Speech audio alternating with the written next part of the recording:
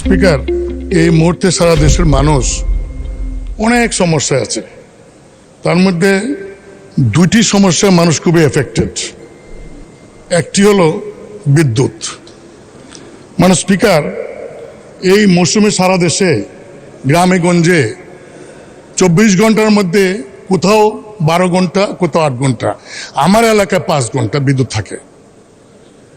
Speaker, আমরা জানি না, সরকার বলেছেন যে 28,000 বিদ্যুৎ উৎপাদনের ক্যাপাসিটি আছে, তাহলে বিদ্যুৎ গেল কোথায়?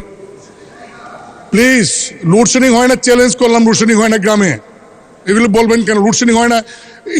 আমি আমার এলাকার মানুষ, আমাকে বলেছে মাননীয় বিদ্যুৎ প্রতিমন্ত্রীকে দাওয়াত দিতে যে আমার এলাকায় একটা দিন থাকার জন্য, লোডশেডিং হয় কিনা দেখার জন্য। স্পিকার, আমার প্রশ্ন আরেক জায়গায়, সেটা হলো যে সমস্ত বিদ্যুৎ উৎপাদন কেন্দ্র আছে ভাড়ার, তাদের সক্ষমতার 41% সক্ষমতার থাকা সত্ত্বেও বসে আছে, এবং 22-23 আর্থিক বছরে এই বসে থাকার কারণে ভাড়া বাবদ 26,000 কোটি টাকা দেওয়া হয়েছে। স্পিকার, এর আগে এই পার্লামেন্টে গত অধিবেশন বলেছিলাম যে আমার এলাকায় প্রায় বিদ্যুৎ চলে যায়। মাননীয় বিদ্যুৎ প্রতিমন্ত্রী আমাকে চ্যালেঞ্জ করেছিলেন। আমি আজকে চ্যালেঞ্জ চাই না, আমি চাই 1900 শরীরে আমার এলাকায় একটু যাবেন, এই 2-4 দিনের মধ্যে একদিন, যে কয় ঘন্টা বিদ্যুৎ থাকে করিম মোস্তালাদ সহ গ্রাম এলাকা। স্পিকার, আমি আরো একটু বলতে চাই, স্পিকার, ওই যে দায় মুক্তি দিয়ে যে সমস্ত চুক্তি আমরা করেছি, এই দায় মুক্তি চুক্তিটা দয়া করে উদ্র করে এই যে কি বসে বসে দেওয়া হবে বিদ্যুৎ যদি উৎপাদন নাও করে, এই চুক্তি জনগণের সাথে বাতিল করেন।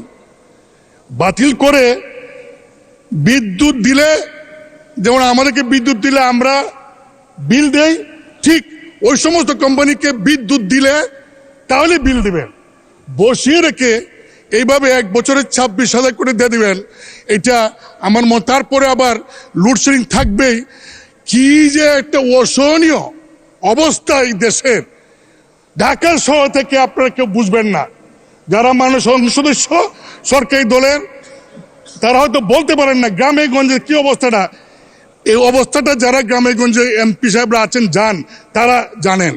কিন্তু আমার প্রশ্ন হলো মাননীয় স্পিকার, যে এই বিদ্যুতের বিষয়টা অপচয় বন্ধ করে ওই প্রতিযোগিতামূলক পদক্ষেপের মাধ্যমে বিদ্যুতের ওই যে ব্যবসা যারা করে, যারা নাকি বিদ্যুৎ প্লান্ট বসান, তাদেরকে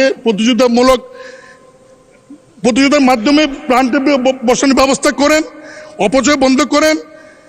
তাহলে আমার মনে হয় এই যে বিদ্যুৎ দাম বাড়াচ্ছেন, স্পিকার, IMF এর কারণে 4 বছরে যদি ভর্তুকি, মাননীয় মন্ত্রী একটা সুন্দর কথা বলেন যে সমন্বয় মূল্য বৃদ্ধি করেন, এটা বলতে লজ্জা হয়, বলেন যে সমন্বয়। এই সমন্বয় 1 বছর করেছেন, আগামী 3 বছর 12 বার করবেন সমন্বয়, অর্থাৎ বৃদ্ধি করবেন। করে ভর্তুকিটা যদি পুরো তুলেন, এখন যে যা বিদ্যুতের দাম প্রতি ইউনিট, তাহলে ডাবল হয়ে যাবে 2 বছর 3 বছর পরে। তখন মানুষ কিনতে পারবে কিনা আমি জানি না। আমি আপনার মাধ্যমে বিদ্যুৎ প্রতিমন্ত্রীর মধ্যে বলবো যে শুধুমাত্র দাম বৃদ্ধি না করে এমন কিছু পদক্ষেপ নেন, যে পদক্ষেপের মাধ্যমে জনগণের উপর চাপ না এসে এই একটা সহনীয় অবস্থায় আপনারা সরকারও থাকতে পারে আর বিদ্যুৎ যাতে পাওয়া যায়। মিশন 90 সংবাদের পিছনে নয়, ভিতরে ছুটি।